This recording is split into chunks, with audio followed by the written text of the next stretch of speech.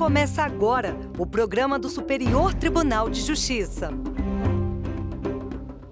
Olá, seja muito bem-vindo. Eu sou Kátia Gomes e o STJ Notícias está no ar. No programa de hoje você vai ver: divulgar print de WhatsApp sem autorização pode gerar indenização. Empréstimo consignado depositado em conta salário pode ser penhorado.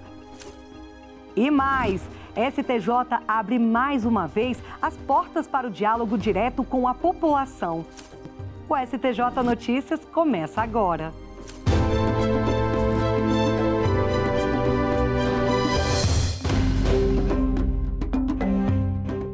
Primeira sessão confirmou competência federal para julgar ações sobre fornecimento de oxigênio no Amazonas. Em janeiro, durante as férias dos ministros, o vice-presidente do STJ, ministro Jorge Mussi, no exercício da presidência, deferiu tutela provisória requerida pelo estado do Amazonas para que fosse reconhecida a competência do juízo federal nos processos existentes e futuros sobre o fornecimento de oxigênio hospitalar para as unidades de saúde públicas e privadas do estado.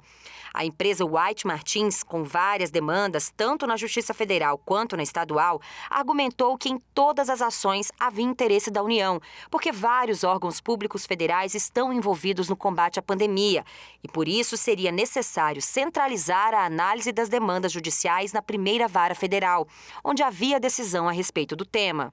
A falta de oxigênio para os pacientes da Covid-19 no estado do Amazonas gerou colapso no sistema de saúde e foi apontada como a causa direta de muitas mortes no início do ano. Ao julgar o conflito de competência, a primeira sessão do STJ confirmou as decisões liminares do vice-presidente, ministro Jorge Mussi, e declarou competente o juízo da primeira vara federal de Manaus. O relator do conflito de competência, ministro Francisco Falcão, afirmou que a possibilidade de decisões conflitantes a respeito do mesmo assunto pode gerar complicação ainda maior na situação caótica gerada pela própria pandemia.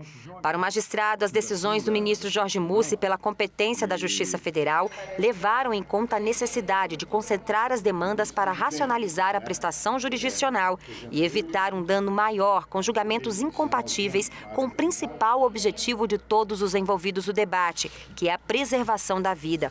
Ao votar pela ratificação das decisões liminares, o relator mencionou o parecer do Ministério Público Federal pelo reconhecimento da competência do juízo federal no caso.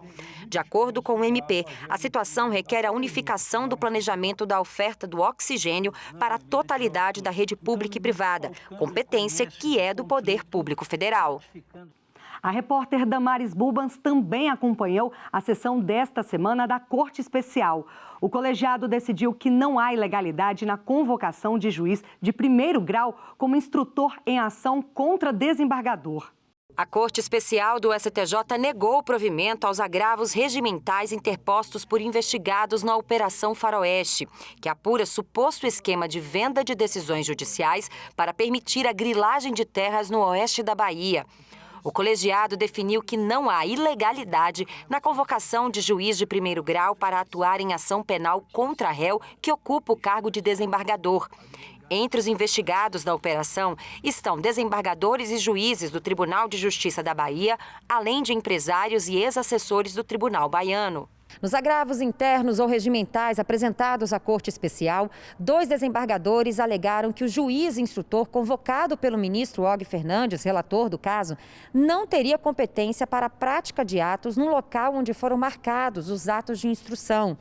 Além disso, alegaram que juízes de primeiro grau não poderiam conduzir investigação no âmbito de ação penal contra magistrados de segundo grau. O ministro Og Fernandes destacou que a Lei 8.038 de 1990 e o regimento interno do STJ autorizam a convocação de juízes vitalícios de varas criminais da Justiça Estadual e da Justiça Federal para a realização do interrogatório e de outros atos de instrução na sede do tribunal ou no local onde o ato será produzido. No mesmo julgamento, o colegiado manteve decisão monocrática do relator, que indeferiu o pedido de interrogatório de corréu colaborador antes da oitiva das testemunhas de defesa. Na sessão, a Corte Especial também manteve o afastamento do desembargador Gesivaldo Nascimento Brito do exercício de suas funções no TJ da Bahia. De acordo com o ministro Og Fernandes, o retorno do réu ao exercício do cargo de desembargador poderia gerar instabilidade e desassossego na composição e nos julgamentos do TJ.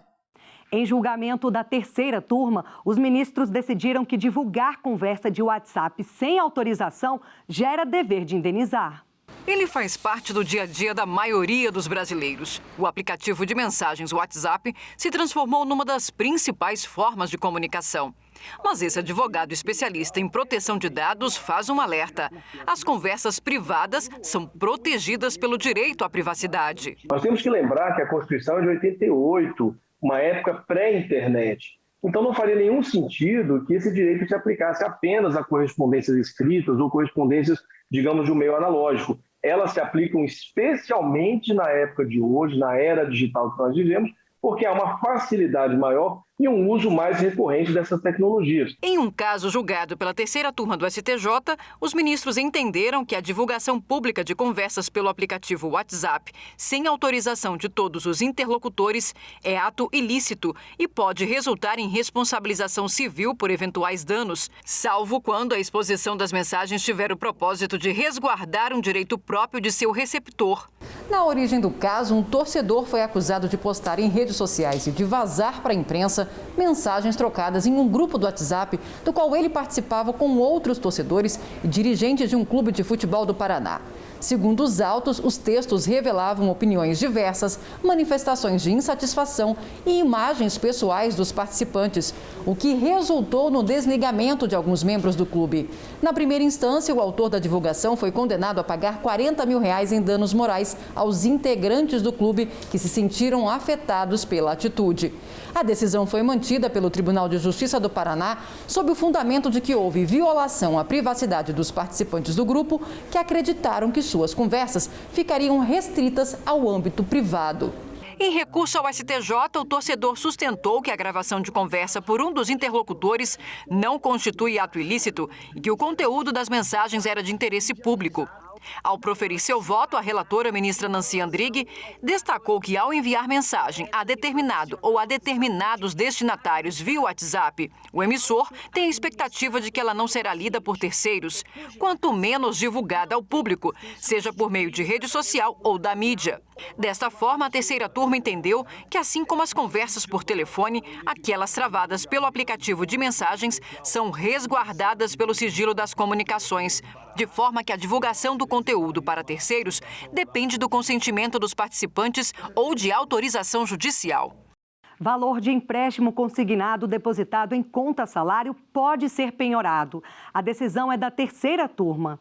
O recurso especial que chegou ao STJ foi interposto por um devedor que teve o valor de um empréstimo consignado, depositado em conta salário, penhorado em ação de execução.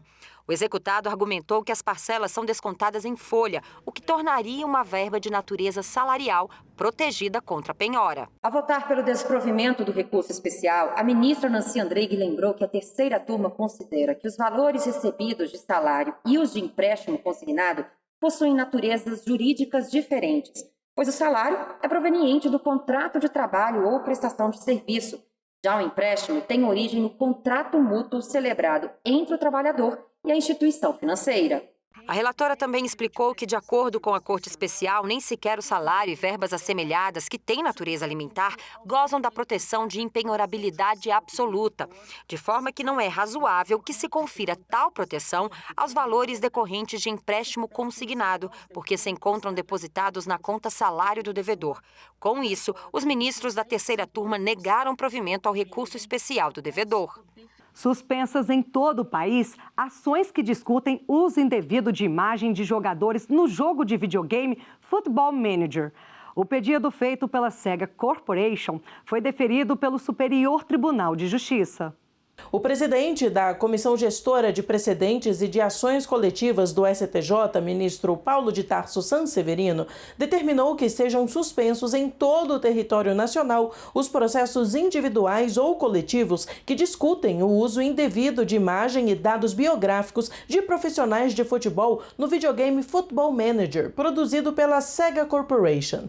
A suspensão atinge os processos em que sejam debatidas as seguintes questões: competência do juízo, legitimidade passiva da Tectoy, documentos essenciais à propositura da demanda, prescrição, ocorrência ou não de suprécio, possibilidade de violação ao direito de imagem apenas com o uso de desígnios representativos dos autores, ocorrência ou não de fato de terceiro como excludente de nexo causal em razão da ausência de comercialização dos jogos Football Manager no Brasil desde 2016. O pedido de suspensão nacional foi apresentado ao STJ após o Tribunal de Justiça de São Paulo ter admitido incidente de resolução de demandas repetitivas, IRDR, sobre o tema. Na decisão, o tribunal apontou que havia no estado mais de 1.000 ações envolvendo pedidos de indenização pelo uso de imagens e dados de jogadores de futebol no videogame. O ministro Paulo de Tarso Sanseverino ressaltou que o próprio Tribunal Paulista indicou a existência de divergências internas no julgamento de ações semelhantes sobre o tema, o que também aponta a possibilidade de julgamentos divergentes em outros estados e agrava o risco à segurança jurídica e à isonomia, caso não haja a suspensão nacional. O ministro destacou também que a solução uniforme das controvérsias relacionadas aos diversos desdobramentos jurídicos do suposto uso sem autorização de dados biográficos de jogadores no Football Manager atinge diretamente a comunidade dos profissionais de futebol, incluídos no jogo eletrônico, que se beneficiará com um tratamento isonômico garantido pela fixação de um precedente qualificado. Ao suspender as ações, o magistrado ressalvou que a medida não impede a apreciação de requerimentos de tutela de urgência. A suspensão, salvo decisão expressa em contrário, valerá até o trânsito em julgado de decisão do TJSP no IRDR. O Tribunal da Cidadania abriu mais uma vez as portas para o diálogo direto com a população. Foi o 7º encontro do projeto Fale com o Presidente. O presidente do STJ, ministro Humberto Martins, sempre destaca a importância de uma gestão participativa e próxima à sociedade em órgãos públicos.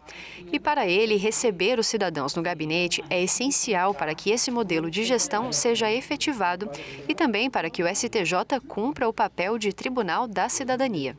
O projeto é muito positivo. Receber os cidadãos e as cidadãs do Brasil no programa Fale com o Presidente, sempre uma alegria e, ao mesmo tempo, uma responsabilidade. Saber os anseios, os questionamentos e procurar, dentro do possível, resolver todos os pleitos. José conhece e acompanha o trabalho desenvolvido pelo ministro Humberto Martins e diz admirar o caráter humano adotado pelo ministro. Para ele, o acesso de cidadãos comuns, aqueles que estão na cúpula dos poderes, consolida o respeito à cidadania. Ele fez questão de se inscrever para elogiar o trabalho do presidente do STJ. Eu acho que é muito bom, né? Acho que deveria servir de exemplo para outros órgãos, né? A gente ter esse acesso diretamente ao presidente e poder expor para ele o que a gente acha, o que a gente pensa, é muito bacana. Ana Carolina é servidora pública e marcou a audiência com o presidente para falar sobre questões relativas ao trabalho. Iniciativa ímpar, que realmente aproxima a sociedade do Poder Judiciário, traz mais transparência, faz com que o Poder Judiciário seja considerado mais acessível à população. A iniciativa pioneira está sendo replicada no país, a exemplo do Tribunal de Justiça de Roraima, que também tem realizado encontros periódicos no formato do Fale com o Presidente. Todos os órgãos que pertencem aos poderes da República, bem como as instituições, devem sempre receber os cidadãos e as cidadãs, porque, na verdade, somos apenas instrumentos do poder. O proprietário do poder é o cidadão e ele merece todo o atendimento e todo o carinho com relação aos seus pleitos, porque muitas vezes as críticas são críticas construtivas e sempre aprendemos quando ouvimos as pessoas. O STJ Notícias termina aqui. Continue acompanhando as notícias do tribunal nas redes sociais e nas plataformas de streaming. Até semana que vem. Tchau!